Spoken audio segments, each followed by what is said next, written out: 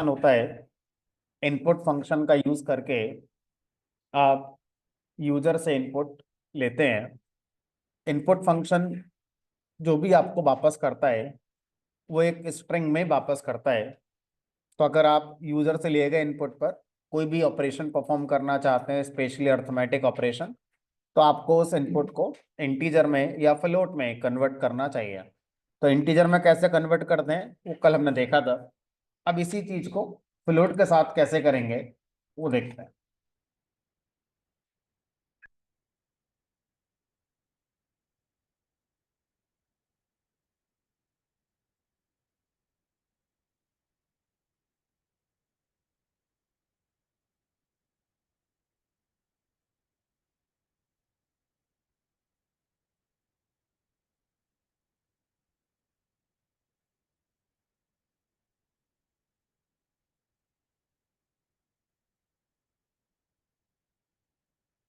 अब मान लीजिए हम यूजर से जो भी इनपुट ले रहे हैं हम उसको फ्लोट में रिप्रेजेंट करेंगे। तो कैसे करेंगे, माना भाई 2 नंबर यूजर से इनपुट लेकर हम उसका एडिशन मल्टीप्लिकेशन करना चाहते हैं।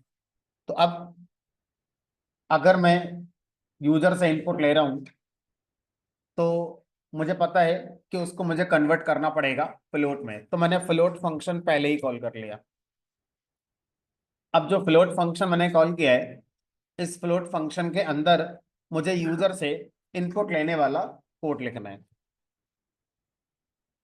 ये ऐसे कर, और इनपुट फंक्शन के अंदर फिर मुझे अपना जो मैसेज देना चाहता हूं वो मैं यहां पर दे सकता हूं, एंटर फर्स्ट नंबर। तो इस तरह से इस लाइन का मतलब है कि यूजर से पहले इनपुट आएगा स्ट्रिंग में, फिर वो स्ट्रिंग फ्लोट में कन्वर्ट होगा, फिर फ्लोट में कन्वर्ट होने के बाद वो मुझे एक वेरिएबल में दे दिया जाएगा। अब इसी तरह से एक और इनपुट हम लेते हैं जिसको फ्लोट में कन्वर्ट करेंगे और उसको बी नाम के वेरिएबल में रख देते हैं।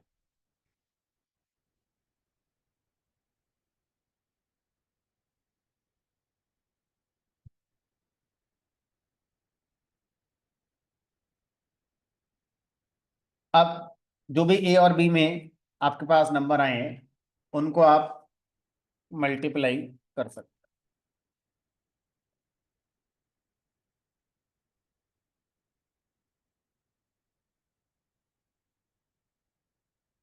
मैंने मान लो 2.3 का मल्टीप्लाई 4.5 से कर दिया तो ये रिजल्ट आ गया।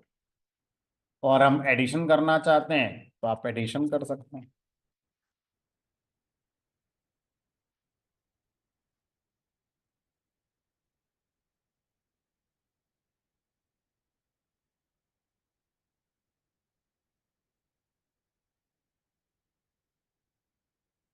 तो इस तरह से यूजर से इनपुट लेकर हम उसको इंटीजर में भी कन्वर्ट कर सकते हैं और फ्लोट में भी कन्वर्ट कर सकते हैं।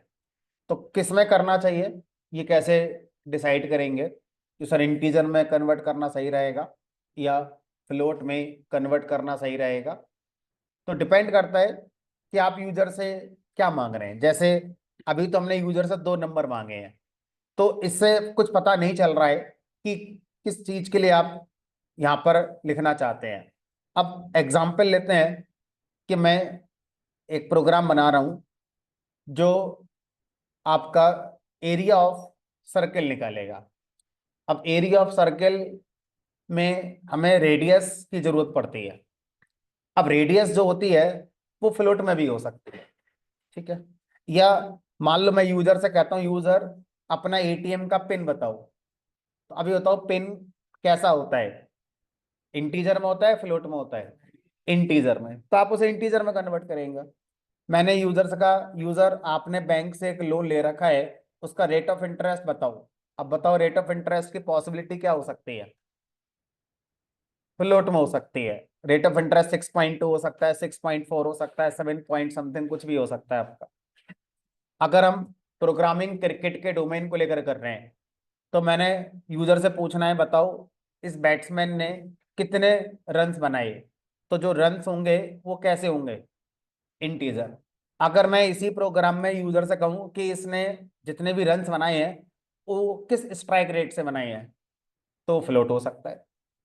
ठीक है, यूजर से मैंने कहा अपना Aadhaar number, integer, mobile number, integer, account number, integer. मैंने कहा 10th में कितने मार्क्स आए थे, तो फ्लोट हो सकते हैं। तो इसका मतलब जब हम कोई मीनिंगफुल प्रोग्राम बनाते हैं तो हमें उसमें पता होता है कि यूजर से हम जो मांग रहे हैं वो इंटीजर हमें चाहिए या फ्लोट हमें चाहिए। अभी सामने जो प्रोग्राम लिख रहा है इसमें कोई क्लैरिटी नहीं है, मैंने बस यूजर से कह दिया 2 नंबर दे दो। अब उन नंबरों का इस्तेमाल मैं कहाँ करूंगा, कैसे करूंगा, यूजर को भी नहीं पता कि कहाँ पर इस्तेमाल होंगे नंबर। सिर्फ सीखने के लिए कि हाँ, यूजर से आई नंबर को हम लोग फ्लोट में भी कन्वर्ट कर सकते हैं, ऐसा करके हमने यहाँ पर देख लिया।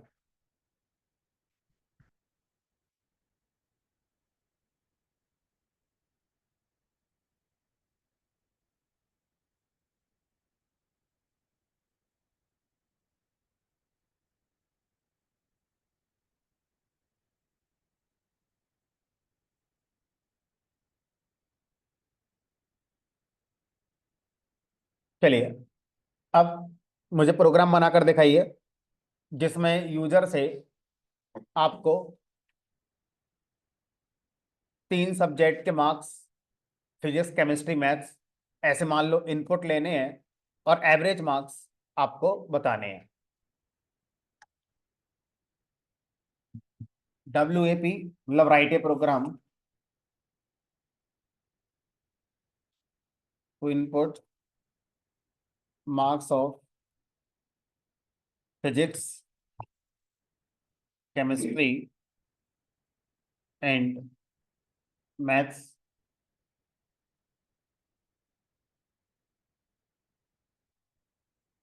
Then find average marks. आप अपने आप अपना सेंस लगाइए कि मार्क्स हमारा फ्लोट में होगा कि इंटीजर में होगा कि स्ट्रिंग में रहेगा, क्या है वो आपको अपना डिसाइड करना है। बनाकर दिखाइए।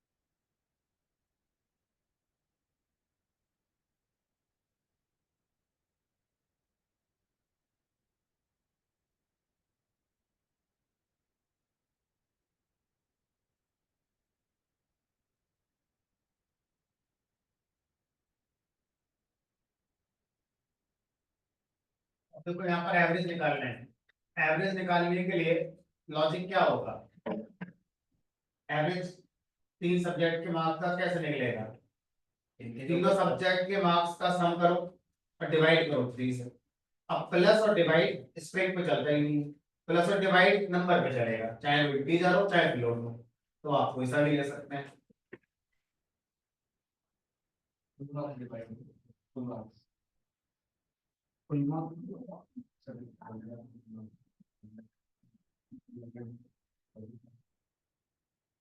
नहीं, सिंपली एवरेज निकाला ना, तीनों सब्जेक्ट के मार्क्स का सम कर देते हैं और डिवाइड बाई 3।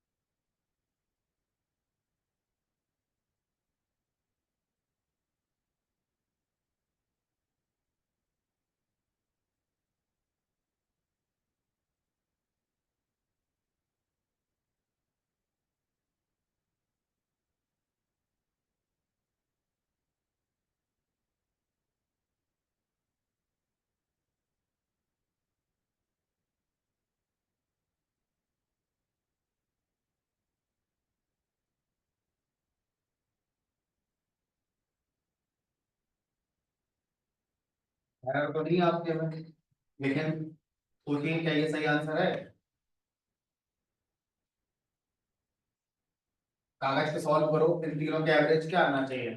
फिर देखो प्रोग्राम में आपने एक छोटी सी गलती करी है, क्या गलती है देखो।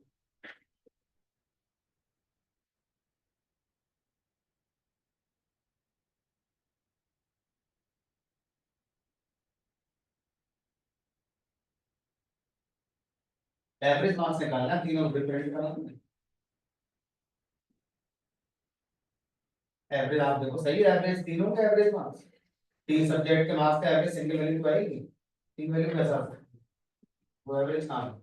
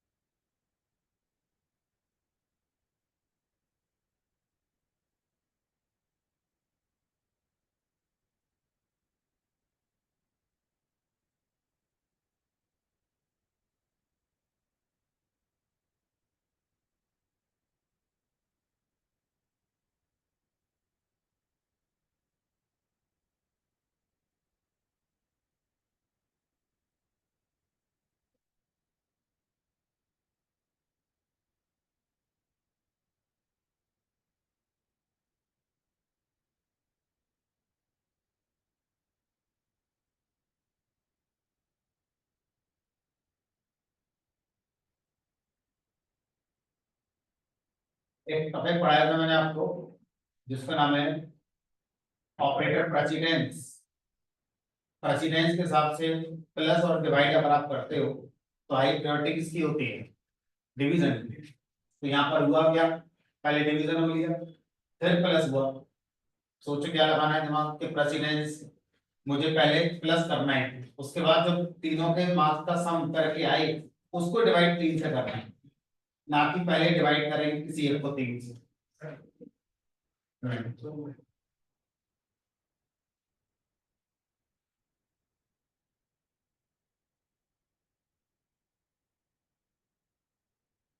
ठीक है, तो जो आप एवरेज निकाल के आउटपुट में दिखा रहे हैं, तो दो तरह से आप कर सकते हैं, या तो सीधा प्रिंट में भी एवरेज का फार्मूला इंप्लीमेंट कर लो, या फिर अलग से एक पैनल बना लो एवरेज नाम से या एवरेज नाम से, उसमें पहले एवरेज कंप्यूट करके स्टोर कर लो, फिर बाद में प्रिंट में उस पैनल के थ्रू आउटपुट प्रिंट करा लो, ये भी हो सकता है सर।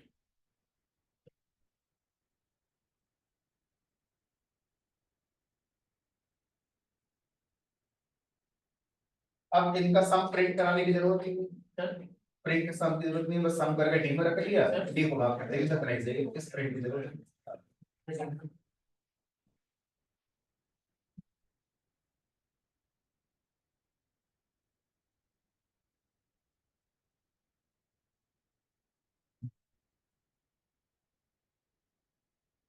और बताओ, मालूम पड़ जाएगा सही कलर। ये ज्यादा सही है। हम्म।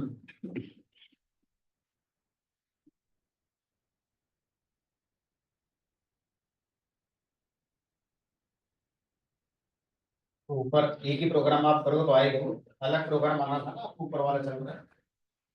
जो भी काम आपको करने को कहा जाए आप अलग प्रोग्राम बना के करें। जो बन रखा है उसी में करेंगे तो वो तो साथ में चलेगा ही। जैसे मैंने ये काम करने के लिए कहा आपसे, ठीक है।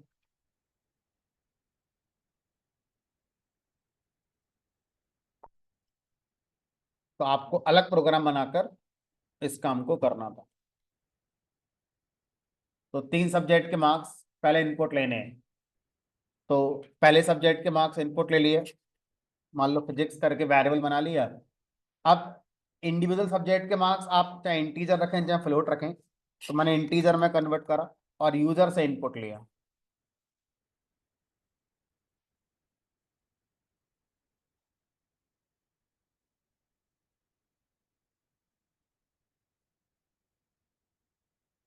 ऐसे ही केमिस्ट्री और मैथ्स के मार्क्स इनपुट करा लिया।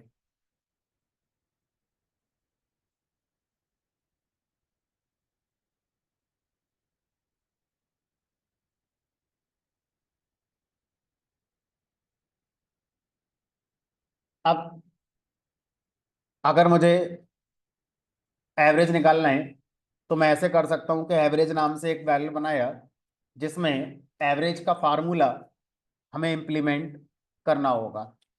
तो अब देखो, हमें जो पाइथन है वो ये सिखा सकती है कि यूजर से इनपुट कैसे लेते हैं।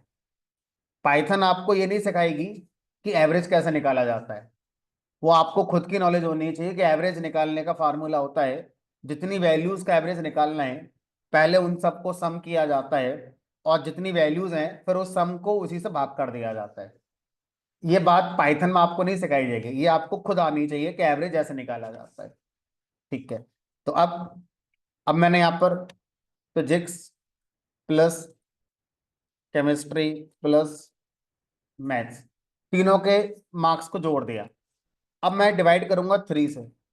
तो सिंटैक्टिकली मेरा कोड सही है, लेकिन अगर मैं कहूँ लॉजिकली शायद मैं सही नहीं कर रहा हूँ, क्योंकि अब क्या होगा, प्लस और डिवाइड में डिवाइड की प्रायोरिटी हाई है। तो मैं पहले क्या होगा, मैथ्स के मार्क्स 3 से डिवाइड हो जाएंगे, फिर जो रिजल्ट आएगा वो प्लस होगा इसमें, फिर प्लस होगा इसमें। तो वो तो एवरेज गलत हो गया। पहले मुझे क्या करना है, तीनों का सम करना है। उसके बाद फिर मैं इसको जो रिजल्ट बना उसको 3 से डिवाइड करूंगा। आप चाहें तो इन तीनों का सम करके पहले एक अलग वेरिएबल में रख लें, फिर उस वेरिएबल को 3 से डिवाइड कर दें, वो भी सही है। तो ये एवरेज आपने ऐसे करके प्रिंट कर।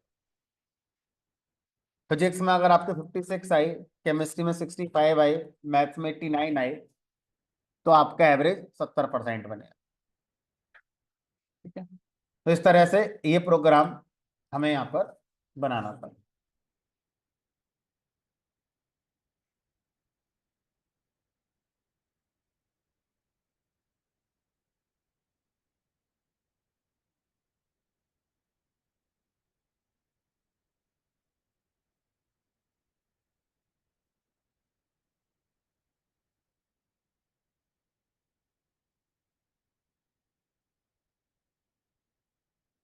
Right a program to find simple interest.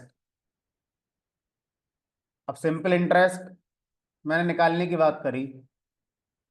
अब देखो, पहले वाले प्रोग्राम में मैंने आपको ज्यादा बातें बताई, इस वाले प्रोग्राम में मैंने बहुत कम बात बताई है। मैंने आपसे कहा सिंपल इंटरेस्ट का प्रोग्राम बना दो। तो सबसे पहले आपको लॉजिक पता होना चाहिए सिंपल इंटरेस्ट का क्या होता है। तो सिंपल इंटरेस्ट का जो लॉजिक होता है वो क्या है, इसका लॉजिक होता है कि भाई interest is equal to principal principal amount, वो पैसा जो आपने उधार लिया है, multiply by rate of interest, जिस ब्याज दर पे आपको लोन मिला है, मल्टीप्लाई बाई टाइम, कितने टाइम के बाद आप पैसा वापस कर दोगे, डिवाइड बाई 100। तो ये फार्मूला होता है इंटरेस्ट निकालने का। अब इस फार्मूले में आपको क्या करना है, तीन चीजें रिक्वायर्ड हैं। तीन चीजें रिक्वायर्ड हैं, principal amount, rate of interest और टाइम। ये तीनों चीजें आपको यूजर से इनपुट लेनी है। उसके बाद इस फार्मूले को कोड में इंप्लीमेंट करो और जो इंटरेस्ट बने उसका आउटपुट बनाकर दिखा दो।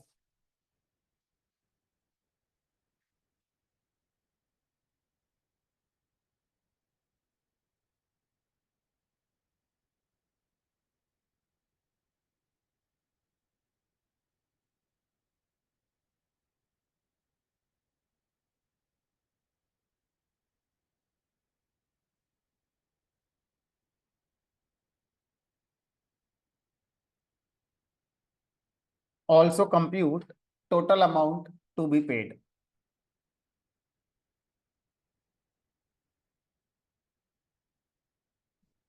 आसान भाषा में समझ लो, ये एक इंसान है, इस इंसान ने बैंक से लोन लिया। कितने का लिया? हमने कहा 5,000 का। अब बैंक अगर 5,000 रुपए का लोन इसे दे रहा है तो बैंक का फायदा क्या है? तो जब वापस करने आएगा तो 5,000 ज्यादा लेगा बैंक इससे, तभी तो दे रहा है इसको लोन, वरना क्यों देगा वो। तो अब जब ये पैसा वापस करने जाएगा बैंक को, तो किस हिसाब से इसको इंटरेस्ट पे करेगा, उसका कोई हिसाब किताब भी तो होगा। तो जो पी है वो अमाउंट होता है जो आपने लोन लिया था, प्रिंसिपल अमाउंट, मूलधन, है ना। आर माने रेट ऑफ इंटरेस्ट। जब बैंक से आप लेने गए लोन, तो बैंक ने आपसे कहा एक एग्जाम्पल के तौर पर कि 6.5% का इंटरेस्ट लगाएंगे आप पर। तो ये हो गया आपका आर, रेट ऑफ इंटरेस्ट। अब अगर आप 3 साल बाद बैंक को वापस करते हो, 3 साल, टाइम, टाइम हो गया आपका 3 साल। तो 3 साल बाद अगर आप बैंक को वापस करने जाते हो, तो कितना ब्याज आप बैंक को दोगे? इस फार्मूले में अगर रखें तो 5,000 गुणा 6.5 गुणा 3/100। ठीक है, अब जो सॉल्व होकर आएगा उतना इंटरेस्ट आपको बैंकों को पे करना है। ठीक है, 5,000 भी तो वापस करोगे, असल अमाउंट तो देना ही पड़ेगा, ये तो ब्याज निकल कर आ गया। तो अब मैंने आगे लिखा also compute total amount to be paid. अब टोटल, ये तो इंटरेस्ट आ गया, बताओ टोटल अमाउंट कैसे निकलेगा? प्रिंस टोटल अमाउंट हो गया, टोटल वेरिएबल बना लेना, is equal to principal amount plus interest. ठीक है, चलो फटाफट बना कर करके दिखाओ। ये तो मैंने एक डमी वैल्यूज हैं जो मानी हुई हैं। ठीक है, तो आप यूजर से इनपुट करिए इन वैल्यूज के लिए।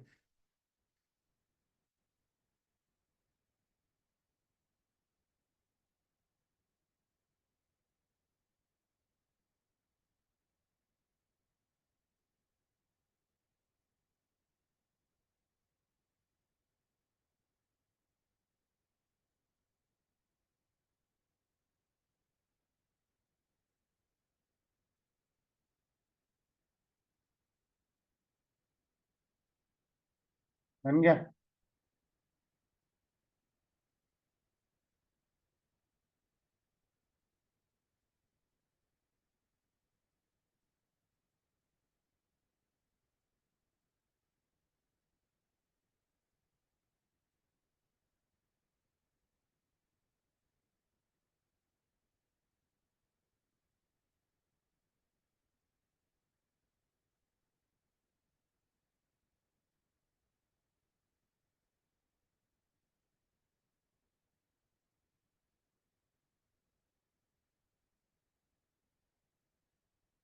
अलग प्रोग्राम बनाना है, उसी में मत लिखना शुरू कर देना आगे, नहीं तो जब चलेगा तो पहले मार्क्स पूछेगा, फिर कहोगे ये कहाँ से आ गया।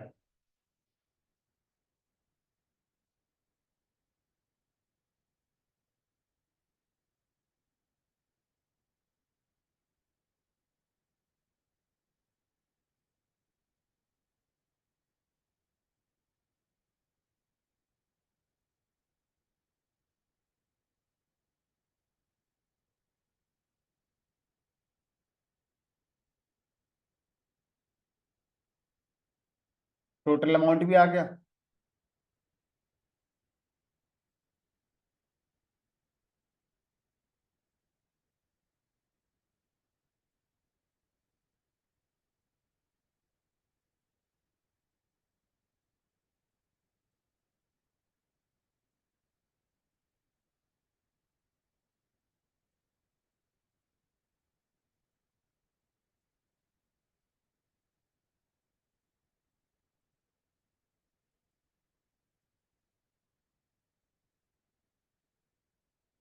आपने इंटरेस्ट प्रिंट करा हुआ।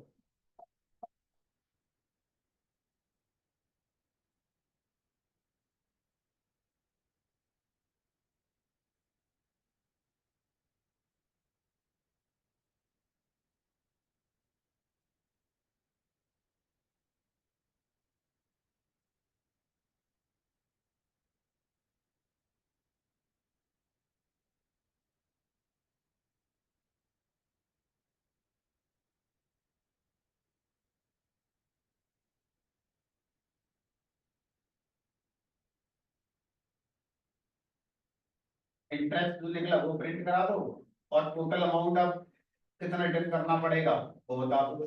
Total amount, principal amount plus जो इंटरेस्ट ना वो ऐड करके प्रिंट करा दो।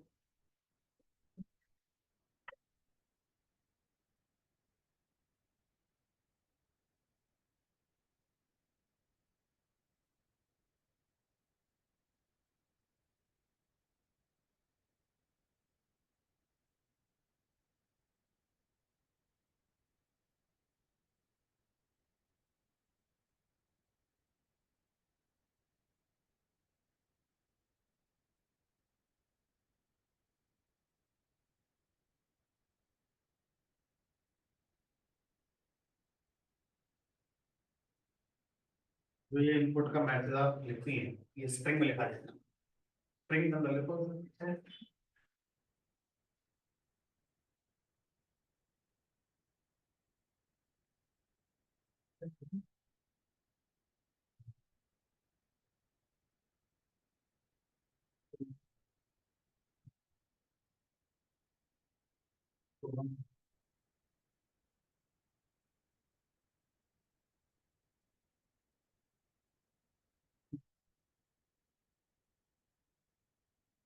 हाँ, मतलब तो दीजिएगा तो पकड़ो आदमी से।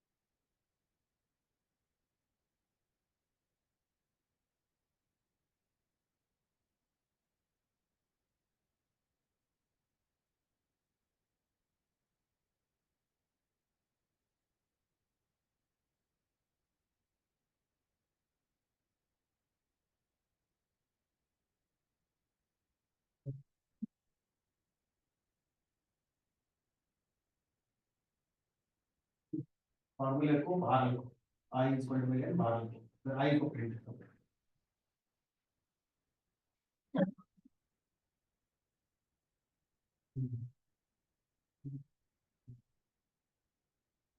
प्रिंट क्यों लगा रहे हो? फार्मूला प्रिंट हो जाएगा, करो प्रिंट। अब जो रिजल्ट बना उसको टोटल प्रिंट करो नीचे नेक्स्ट में, प्रिंट टोटल।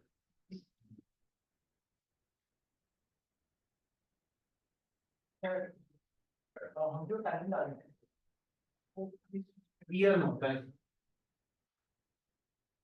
तो इस फार्मूले में जो टाइम है वो जनरली ईयर में माना जाता है। तो इसको छोड़ना है, अगर 3.5 हाँ तो 3 पॉइंट अब टाइम को इंटीजर फ्लोट में रखो। टाइम फ्लोट में हो सकता है, प्रिंसिपल फ्लोट में हो सकता है। चलो ठीक है, देखो।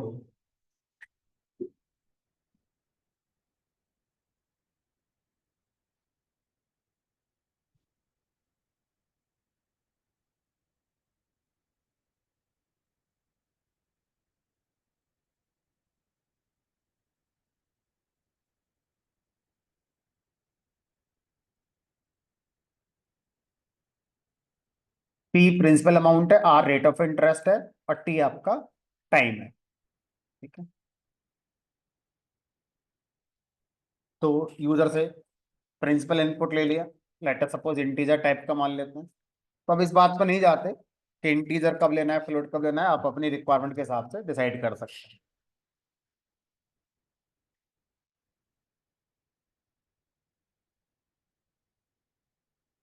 रेट ऑफ इंटरेस्ट फ्लोट ही होगा।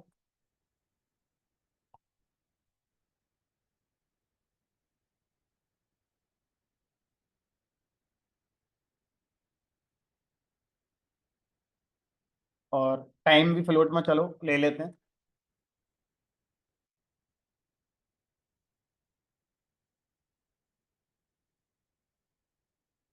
Interest equal to P multiply R multiply T divide by 100, और total is equal to P plus I. तो आई प्रिंट कर दो, ये इंटरेस्ट हो गया, और टोटल प्रिंट कर दो तो टोटल अमाउंट आ गया आपका। मान लो 5,000, रेट ऑफ इंटरेस्ट 6.5 का, टाइम 5 साल का, तो ये इंटरेस्ट बना आपका, और ये आपका ये बन गया। तो आप देखो यहाँ पर जब एक से ज्यादा आउटपुट आप दिखाते हैं तो थोड़ा सा रीडेबिलिटी पुअर है। क्यों पुअर है? क्योंकि यहाँ पर ये नहीं पता चल रहा है ये कौन है ये कौन है, अंदाजा है कि ये इंटरेस्ट होगा, ये टोटल अमाउंट होगा। तो अगर आप अपने आउटपुट को थोड़ा रीडेबल मैनर में दिखाना चाहते हैं, तो आप उस आउटपुट को जब प्रिंट कराते हैं तो उससे पहले कॉमा लगाकर स्ट्रिंग में उस आउटपुट का मैसेज लिख सकते हैं कि भाई ये इंटरेस्ट पार्ट है हमारा, और ये हमारा टोटल हो गया, ऐसे करके। तो 3,000 रुपये अगर आप लेंगे, और ये रेट ऑफ इंटरेस्ट हो गया 6 साल के लिए, तो इंटरेस्ट इतना बनेगा, टोटल अमाउंट आपको इतना पे करना है।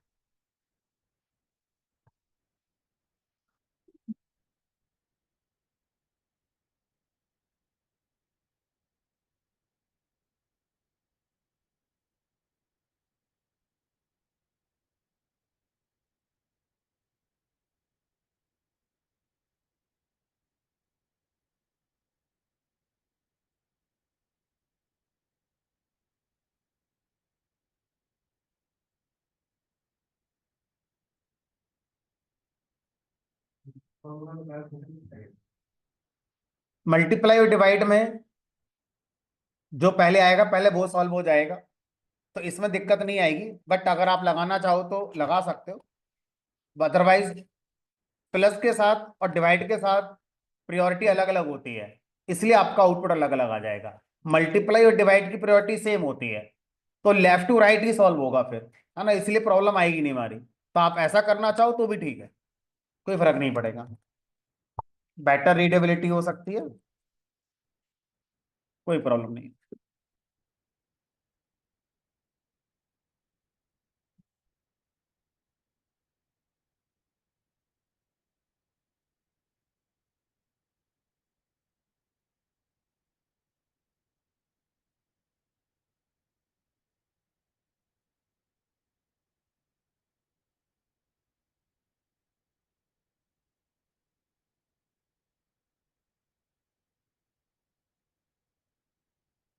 बताओ एरिया ऑफ सर्किल का क्या लॉजिक होगा?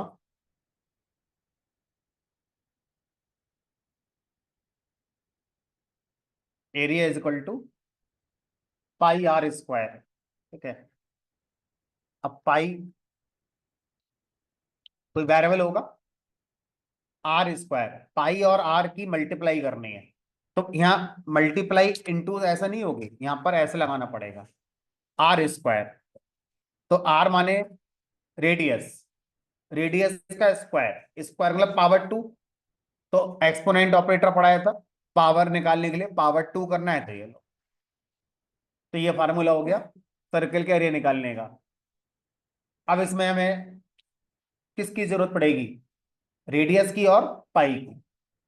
अब इसमें हमें नॉलेज होनी चाहिए कि भाई पाई एक कांस्टेंट वैल्यू होती है मैथमेटिक्स के अंदर।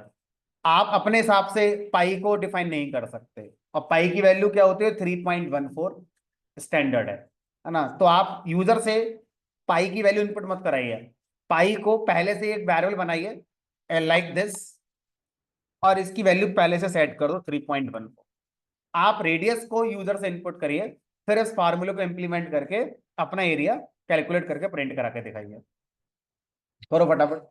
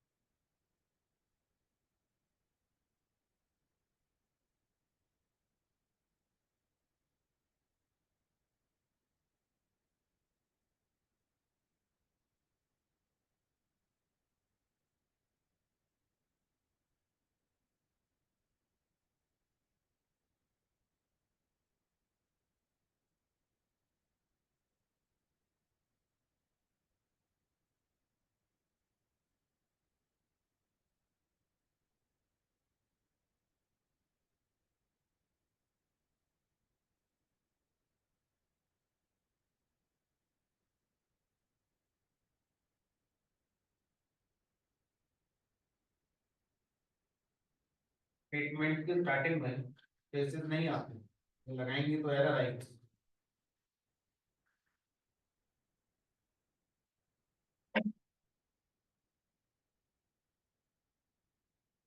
आप इसके पहले वाले बन गए, डेली आ रही है क्लास में? दो दिन और आता हूँ, फिर पूरा छोड़ोगे तो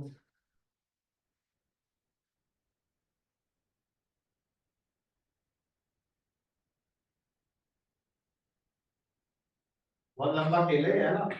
तो अगर खेल रहे हो वाला खेल तो लगातार खेलना पड़ेगा 6-8 महीने। 2-4 दिन क्लास में आके आप सोचो कि हमारा भला हो जाएगा, कुछ नहीं होगा, टाइम और पैसा दोनों खराब होंगे।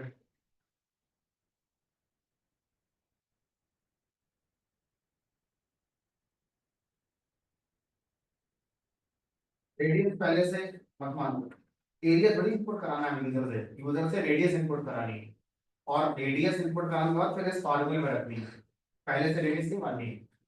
तो किसी भी फार्मूले में जितने भी एलिमेंट आ रहे हैं, तो इनमें से वो एलिमेंट जो हर बार बदल सकता है उसको यूजर से इनपुट ले लेना चाहिए, और वो एलिमेंट जो हर बार कांस्टेंट वैल्यू ही रखेगा, उसको हर बार बदलने का कोई सेंस नहीं है, उसको इस तरह से पहले से वैल्यू मानकर आउटपुट वैल्यू डाल देते हैं, जैसे पाई की वैल्यू।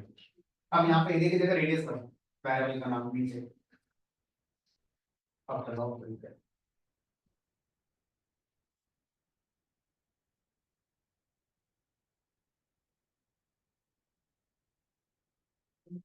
पाई वेरिएबल को डिफाइन करो पहले।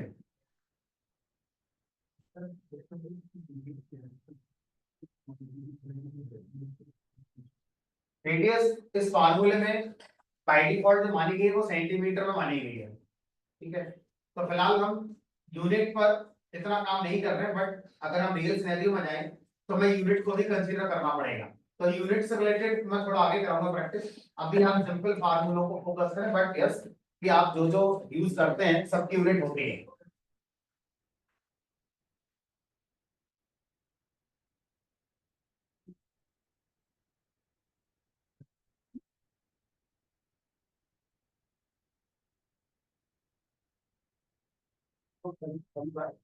आप बिना इनपुट करे एंटर कर दे रेडियस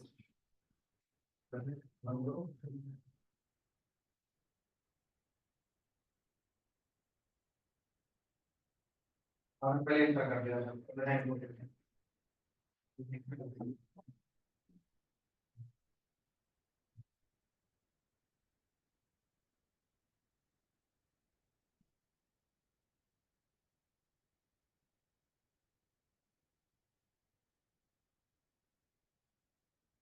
पावर का डबल स्टार सिंबल होता है, एक नहीं होता है। पावर का जो सिंबल है उसे एक्सपोनेंट कहते हैं, और वो डबल स्टार होता है। सही तो लिखा है वो, कुछ अधिक गलत लिखा ना, तो सही लिखा है वो। सही तो बन गया, चलो एरर आ रही है।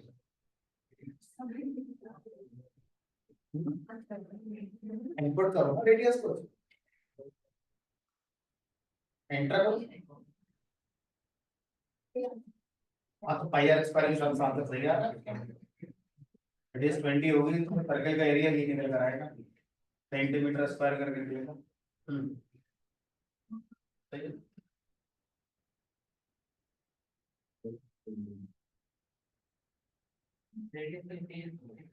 हाँ ये जो भी आप मैसेज दें, तो मैसेज के बाद एक कोई साइन इक्वल टू का लगा दो, जिससे पता रहेगा इसके आगे मुझे लिखना है। अदरवाइज आप कंफ्यूज रहते हैं करना क्या, प्रिंट कराओ देखो डिफरेंस क्या है।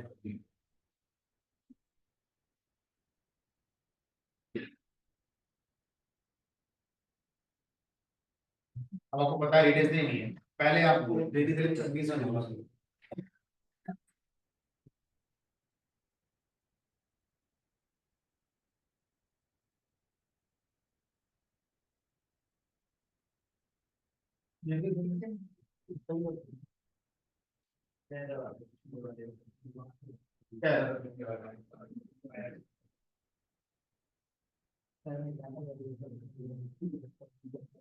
ए B C, A B C divide by 100 amount है और डी, चलो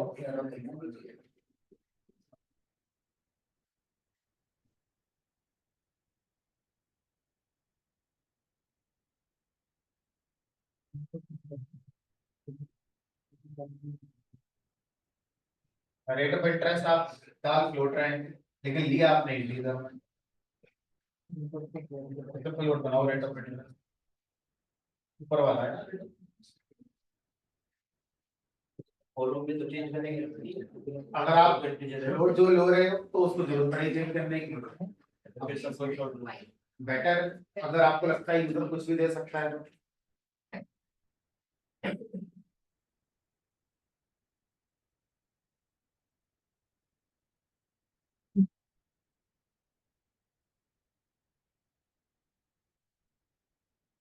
रेडियस की स्पेलिंग पूरी लिखनी है, पूरी लिख लो। आर लिखना है, आर लिख लो, जैसे आपको सही लगे।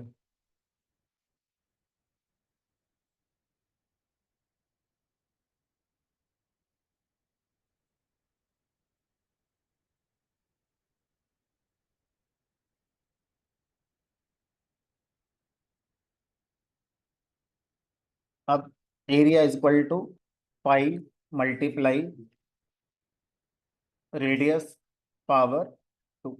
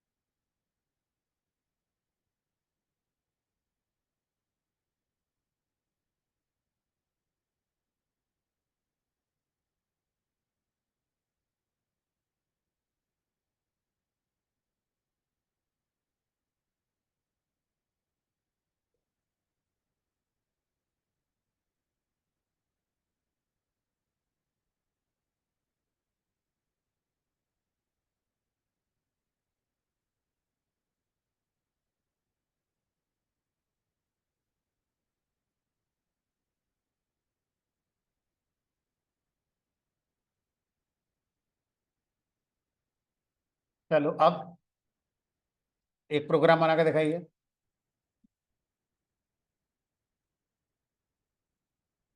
फ़ारेनहाइट को सेल्सियस में कन्वर्ट करने का। अभी होता क्या है, जब हम अपना टेम्परेचर मेजर करते हैं तो टेम्परेचर मेजर करने के कई सारे यूनिट होते हैं। तीन जनरली हम कहीं पढ़ाए गए थे, फ़ारेनहाइट, सेल्सियस और तीसरा कौन सा था, केल्विन। ठीक है। तो अब अगर आपसे कहा जाए कि अभी बाहर का टेम्परेचर 21 है, 21, क्या आगे कोई यूनिट तो होगी उसकी, सेल्सियस या सेंटीग्रेड एक ही बात है। लेकिन जब हमें फीवर आता है और हम अपना टेम्परेचर मेजर करते हैं तो 102, 102 क्या, यानी कि बॉडी का टेम्परेचर जनरली मेजर करते हैं फ़ारेनहाइट में। और अगर हम एटमॉस्फेयर के टेम्परेचर को देखें तो जनरली वो सेल्सियस में चला जाता है। और ज़्यादा बड़ा है अगर तो केल्विन में मेजर करते हैं। जैसे बहुत सारे ग्रह का टेम्परेचर जनरली लोग केल्विन में मेजर करते हैं। बहरहाल, तो अब फ़ारेनहाइट को सेल्सियस में कन्वर्ट करने का प्रोग्राम अगर मैं आपसे कहूँ बनाऊँ, तो आपको प्रोग्राम में क्या करना है, जब प्रोग्राम चलेगा तो यूजर से इनपुट मांगेगा कि भाई अपना टेम्परेचर एंटर करो फ़ारेनहाइट में। मान लो आपको 102 फीवर था। अब आपका प्रोग्राम ये बताएगा कि आपका जो 102 फीवर है वो फ़ारेनहाइट में है, लेकिन सेल्सियस में वो इतना है। तो वो इतने का फार्मूला क्या है, फ़ारेनहाइट को सेल्सियस में कन्वर्ट कैसे करते हैं। तो अब जब हम कोई भी प्रोग्राम बनाएंगे तो हमें उस फार्मूले की जरूरत पड़ सकती है जिस पर्पस के लिए प्रोग्राम बनाया जा रहा है। मान लीजिए मुझे ये नहीं आता, मान लेते नहीं आता, ठीक है। तो आप इस चीज के लिए किसी भी सोर्स की हेल्प ले सकते हैं, गूगल की, चैट जीपीटी की, अपने फ्रेंड की, सीनियर की, घर में छोटे भाई बहन की, पेरेंट्स की, कि भाई इसका फार्मूला, इसका लॉजिक क्या होता है। ठीक है, क्योंकि प्रोग्रामिंग लॉजिक नहीं सिखाती है, प्रोग्रामिंग आपको सिंटेक्स सिखाती है। लॉजिक आपको आने चाहिए, प्रैक्टिस करते करते आपको फिर आ जाते हैं। ठीक है, तो मैंने यहाँ पे लिखा भाई फ़ारेनहाइट टू सेल्सियस। तो ये फ़ारेनहाइट टू सेल्सियस को कन्वर्ट करने का प्रोग्राम है, सॉरी फार्मूला है, ये रहा। 32, नहीं, F-32 मल्टीप्लाई 5/9, ये फार्मूला है। ठीक है, फ़ारेनहाइट टू सेल्सियस का।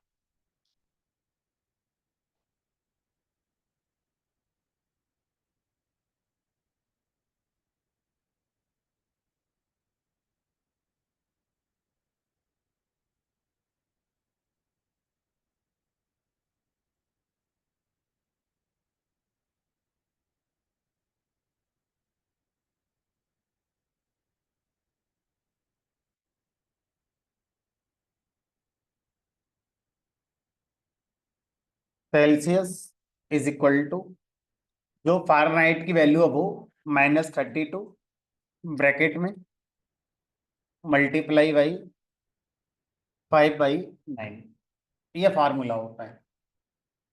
तो ये एफ वो वैल्यू है जो फ़ारेनहाइट में है। जैसे 102 आपका फीवर था, इस फार्मूले में वैल्यू रखो, बाकी सब तो कांस्टेंट टर्म है।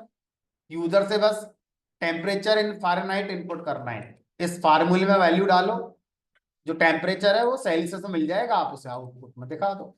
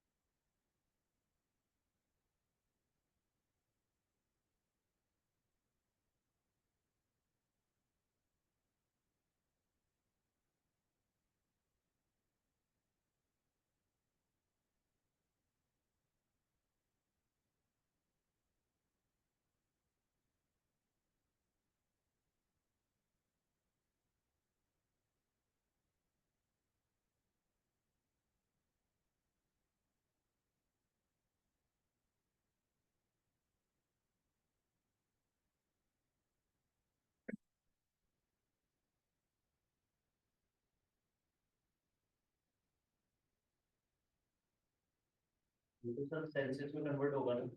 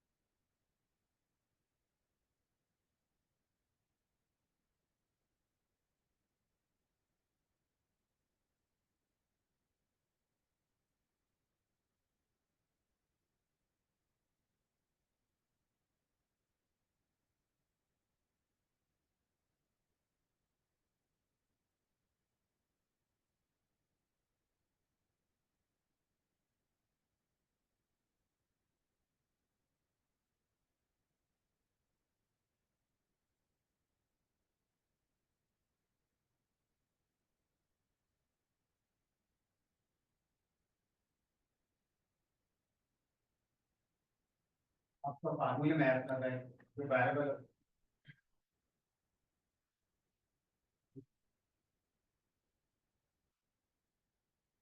अब देखो, इस वाले प्रोग्राम में ज्यादातर लोगों के साथ एक एक्सपीरियंस शायद हुआ होगा कि जब रिजल्ट आपका आ रहा है तो वो आपका फ्रैक्शन पार्ट में काफी सारे डेसिमल प्लेसेस पर शायद आ रहा हो।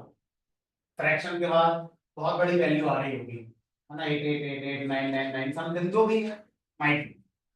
तो मैं चाहता हूं कि जो मेरा रिजल्ट है वो फ्रैक्शन के 2 या 3 प्लेस पर राउंड हो जाए। तो अगर हम किसी भी नंबर को जो कि फ्लोटिंग है, उस फ्लोटिंग नंबर को हम राउंड करना चाहते हैं, कैसे, क्या मैं कहना चाह रहा हूं वो देखो। तो पहले मैंने यूजर से फ़ारेनहाइट में टेम्परेचर मांगा।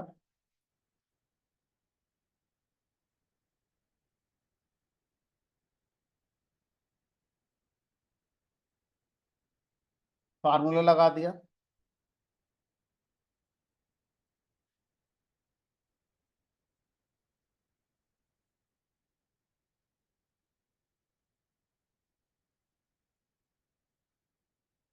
मान लो मैंने 100 दिया, आगे तक आ रहा है ये।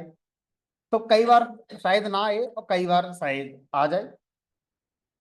ठीक है, तो मैं चाहता हूँ ये डेसिमल पॉइंट के 2 या 3 प्लेस पर ही हमारा आना चाहिए। तो ऐसा करने के लिए हमारे पास राउंड नाम का एक फंक्शन होता है। राउंड फंक्शन हमसे दो चीजें पूछता है।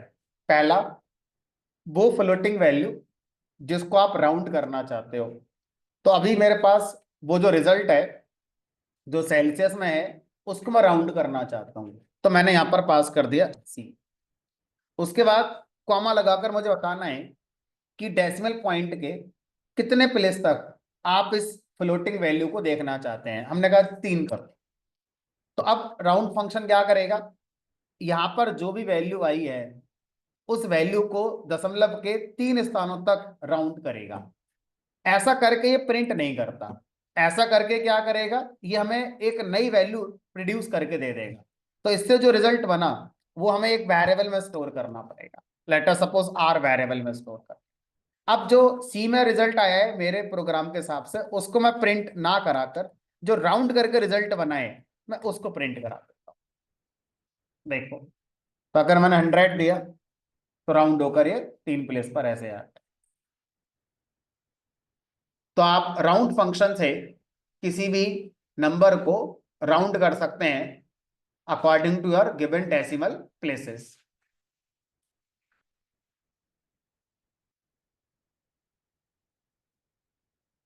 तो ऐसे कई सारे प्रोग्राम थे जिसमें रेडियस वगैरह आप दे रहे थे पाई आर स्क्वायर वाली, तो वहां पर भी इसकी जरूरत पड़ सकती थी हमारे लिए।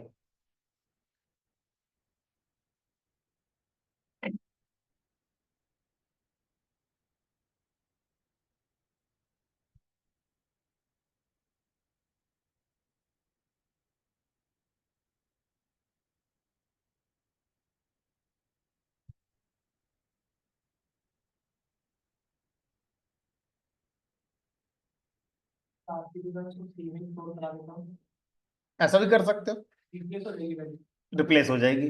अगर आप कोई वेरिएबल पहले यूज कर रहे हैं और आगे जाके आपको कोई नई वैल्यू मिली और आप उसे पुराने वाले वेरिएबल में ही मान लो अपडेट कर देते हैं, असाइन कर देते हैं, तो ऐसा भी कर सकते हैं। बट ऐसा करने से ये होगा फिर उस वेरिएबल की पुरानी वैल्यू खत्म हो जाती है और जो अभी आई है सिर्फ उसका यूज होगा।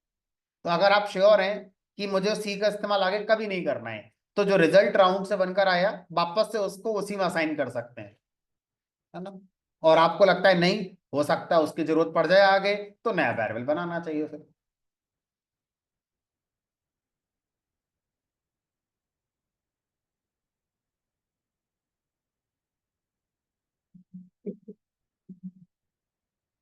अब देखो राउंड फंक्शन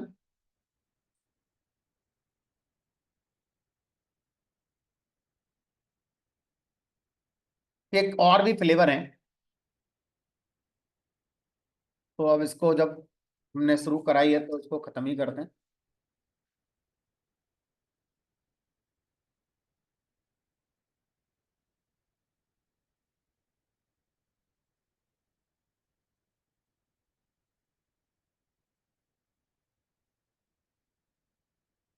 तो ये किसी भी फ्लोटिंग वैल्यू को हमारा राउंड करने के लिए यूज होता है। अब ये फ्लोटिंग वैल्यू को फ्लोट में ही राउंड कर सकता है या इंटीजर में भी राउंड कर सकता है, दोनों इसके ऑप्शंस हैं। मैं दोनों तरह से आपको करके दिखाता हूं। तो पहले करके दिखाता हूं, फिर मैं लिख दूं। तो एक अलग प्रोग्राम बनाकर जिसमें सिर्फ राउंड फंक्शन ही हम यूज करेंगे, वो मैं आपको दिखाता हूं पहले करके।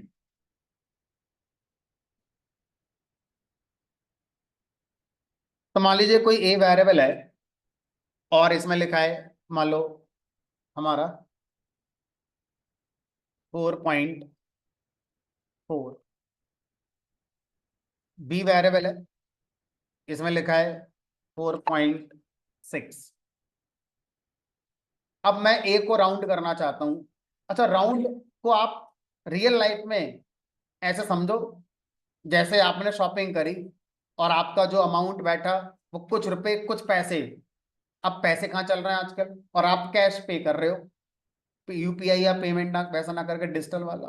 तो अब अगर आपका बिल 30 पैसे प्लस बन रहा है तो 30 पैसे तो कोई देगा नहीं। अब राउंड करके ही पैसे ले सकते हैं, है ना। तो अब वही वाला राउंड हमारा ये वाला राउंड है कि अगर कहीं पर 4 रुपये 40 पैसे हैं और मुझे इसको राउंड करना हो, और कहीं पर 4 रुपये 60 पैसे हैं और मुझे इसको राउंड करना हो, तो हम रियल लाइफ के आंसर को जानते हैं। बताओ इसका राउंड अगर इंटीजर में जाएगा तो क्या बनना चाहिए, और इसका क्या बनना चाहिए, 5। तो पहले हम यही देख लेते हैं, हमारा राउंड भी वही है जो रियल लाइफ में राउंड चलता है हमारा। तो मैंने इसको ए दिया, तो इसने क्या करा, ए को राउंड करके आपको वापस कर दिया, और अब माना आपने इसे सी में स्टोर कर लिया। फिर आपने फिर से राउंड चलाया बी पर।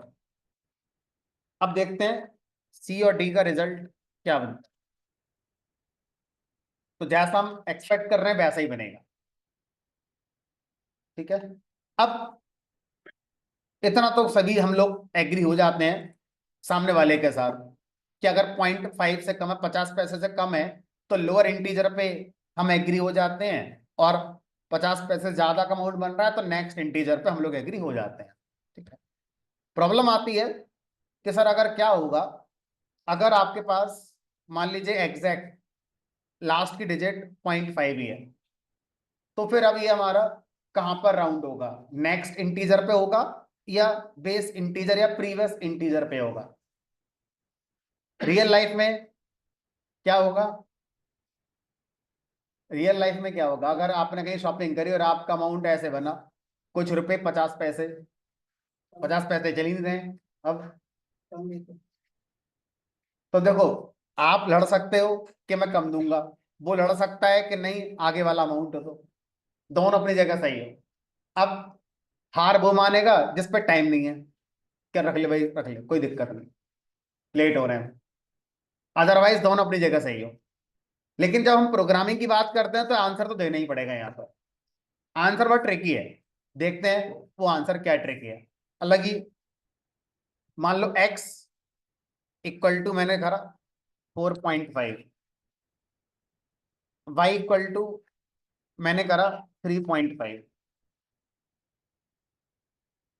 अब मैं x को राउंड करके मान लीजिए x1 वेरिएबल में ले आए, राउंड x। ऐसे ही y को राउंड करके मैंने y1 वेरिएबल में स्टोर कर लिया। अब यहां से बड़ा सरप्राइजिंग रिजल्ट शायद देखने को मिले।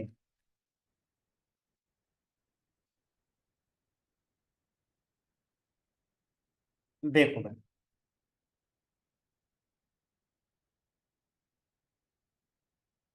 ऑब्जर्व करके बताओ क्या हुआ होगा।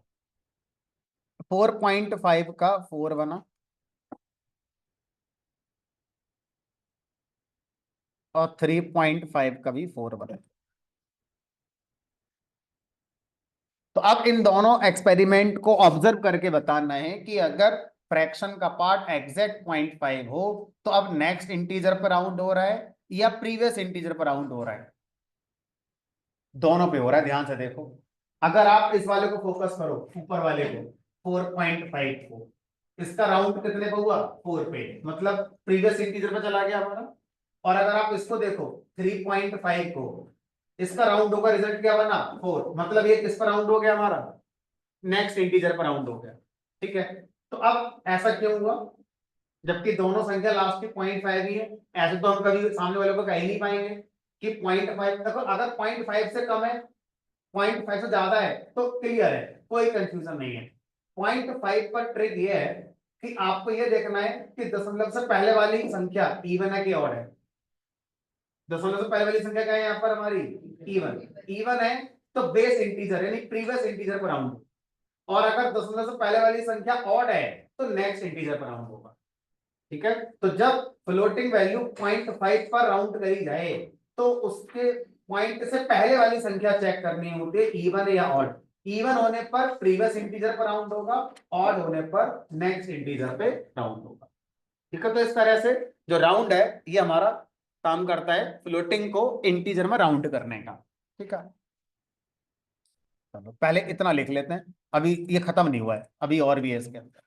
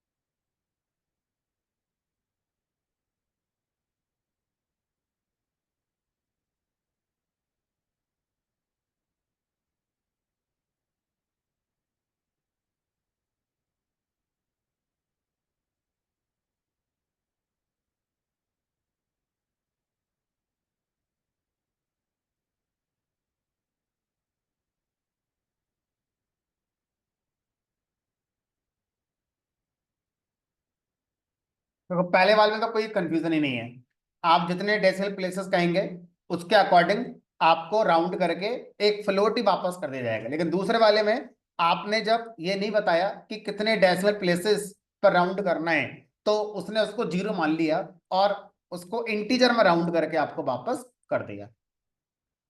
तो जब ये वाला रूल चलता है राउंड का सेकंड वाला, तो उसमें क्या होगा वो समझ लो।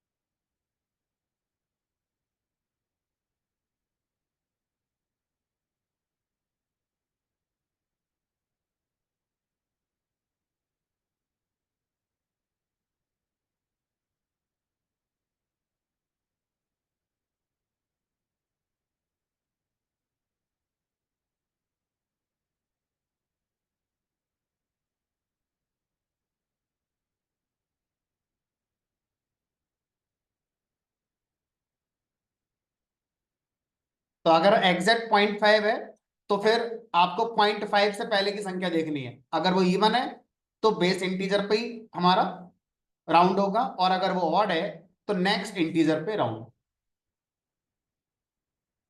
तो राउंड का ये रूल पाइथन का अपना है। आप ये नहीं कह सकते कि जितने कंप्यूटर साइंस में टेक्नोलॉजीज हैं, लाइक एक्सेल है, एसक्यूएल है, पावर बीआई है, सब में राउंड होता है, लेकिन सबके अपने अपने रूल हैं। ये पाइथन का रूल है। तो आप जिस टेक्नोलॉजी को सीखेंगे और उसमें राउंड का कॉन्सेप्ट आएगा आएगा, जहां नंबर आएंगे वहां राउंड आएगा। एक्सेल में भी होता है। जिसने एक्सेल पढ़ी होगी, एक बार घर जाकर देखना आज कि एक्सेल में राउंड कैसे काम करता है, और इतना सोचा ही नहीं होगा हमने कभी।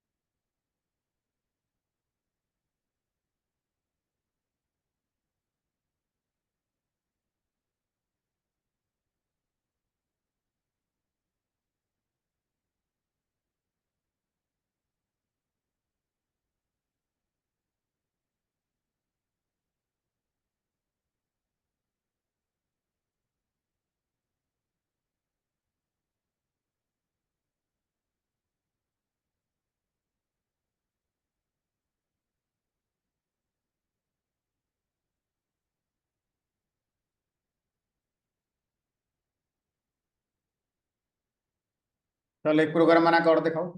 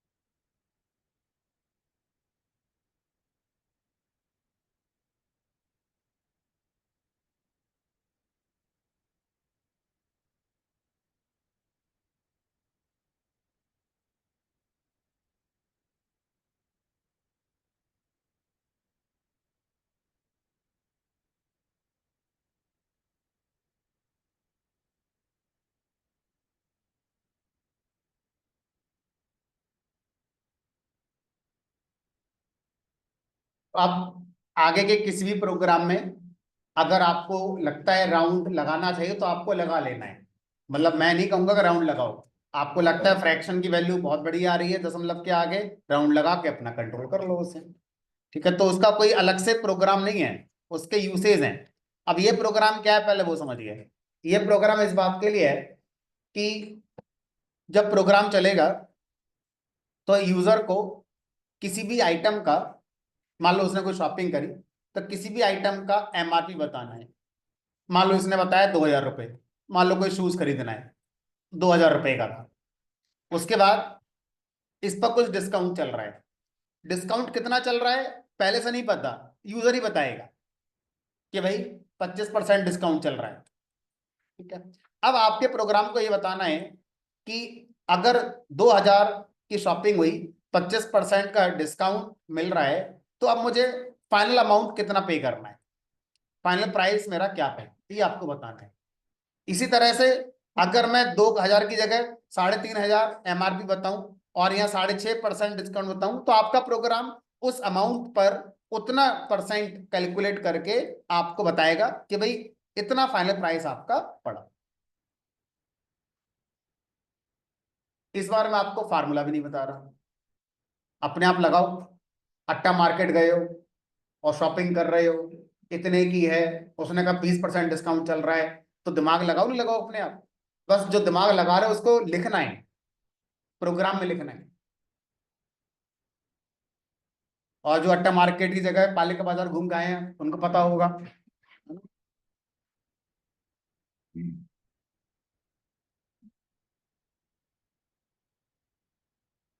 अपने आप सोचो क्या फार्मूला होगा, फिर उसके हिसाब से क्या क्या मांगना है, प्लस करना है, माइनस करना है, गुणा करना है, भाग करना है। अपने आप लगाओ दिमाग।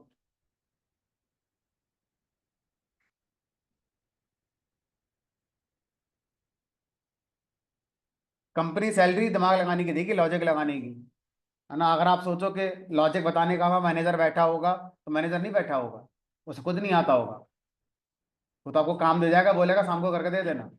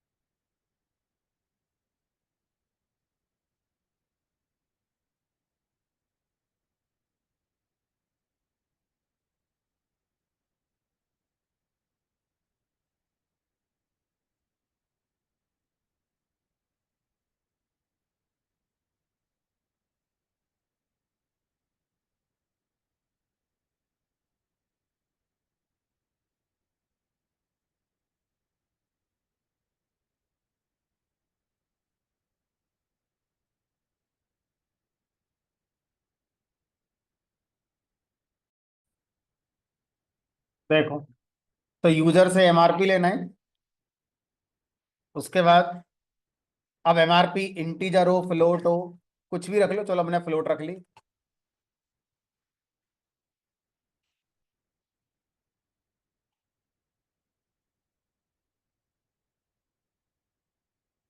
डिस्काउंट डी मान लो, डिस्काउंट फ्लोट होने के बहुत चांस है, तो फ्लोट में रख लिया।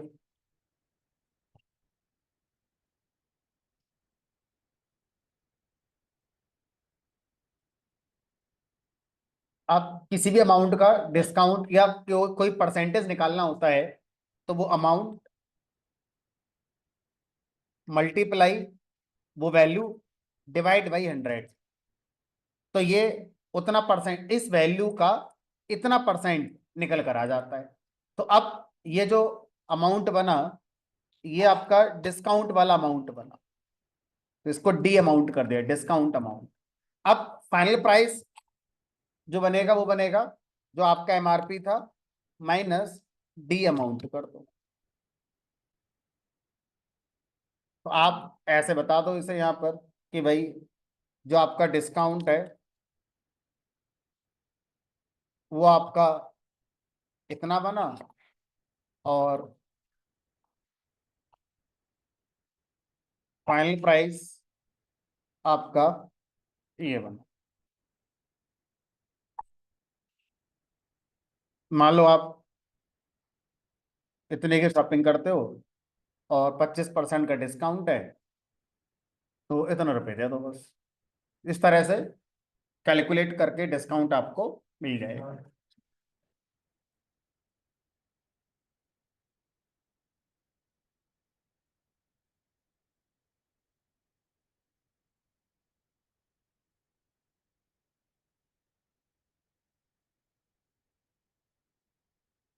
वेरिएबल का नाम आप कुछ भी रखो, सजेशन ये होता है नाम वेरिएबल के ऐसे रखो जिससे जल्दी समझ में आ जाए ये वेरिएबल किस पर्पस के लिए बनाया गया है, क्या इसमें वैल्यू होगी।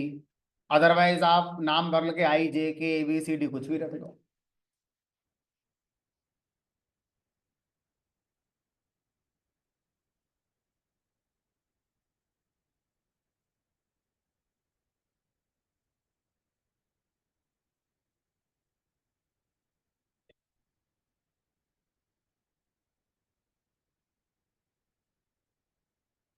घर से करने के लिए कुछ क्वेश्चन है ये, इसमें से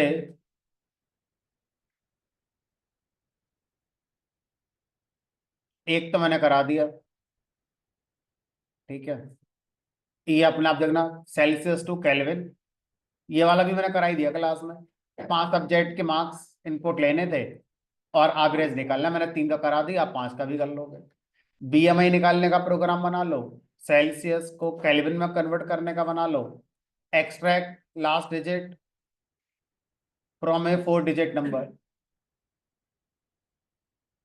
इसकी जगह पर ये लिख लो, कन्वर्ट